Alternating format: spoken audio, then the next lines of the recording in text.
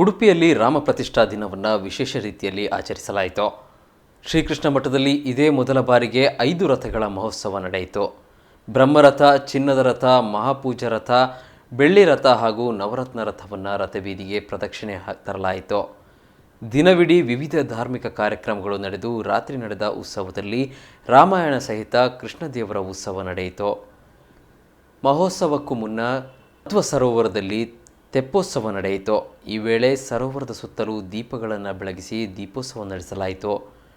ಬಳಿಕ ಅಷ್ಟಮಠದ ರಥಬೀದಿಯಲ್ಲಿ ಇದೇ ಮೊದಲ ಬಾರಿಗೆ ಪಂಚರಥೋತ್ಸವ ಭಕ್ತರನ್ನು ರೋಮಾಂಚನಗೊಳಿಸಿತು. ಪರ್ಯಾಯ ಶ್ರೀ ಪುತ್ತಿಗೆ ಮಠಾಧೀಶರ ನೇತೃತ್ವದಲ್ಲಿ ನಡೆದ ಈ ಮಹೋತ್ಸವದಲ್ಲಿ ರಾಮನವಮಿಯ ದಿನ ಪೂಜಿಸಲಾಗುವ ರಾಮದೇವರು, ರಾಮಾಯಣ, ಕೃಷ್ಣ, ಮುಖ್ಯಪ್ರಾಣ ದೇವರ ಸಹಿತ ಚಂದ್ರೇಶ್ವರ, ಅನಂತೇಶ್ವರ ದೇವರುಗಳ ಉತ್ಸವ ಮೂರ್ತಿಯ ಮೆರವಣಿಗೆ ನಡೆಯಿತು. ಪರ್ಯಾಯ ಪುತ್ತಿಗೆ ಮಠದ ಉಭಯ ಶ್ರೀಪಾದರು ಈ ವೇಳೆ ಉಪಸ್ಥಿತರಿದ್ದರು. ರಥೋತ್ಸವದ ವೇಳೆ ಆಕರ್ಷಕ ಸುಡುಮದ್ದು ಪ್ರದರ್ಶನ ನಡೆಯಿತು. ಸಾವಿರಾರು ಭಕ್ತರು ಈ ರಾಮೋತ್ಸವದಲ್ಲಿ ಭಾಗಿಯಾದರು.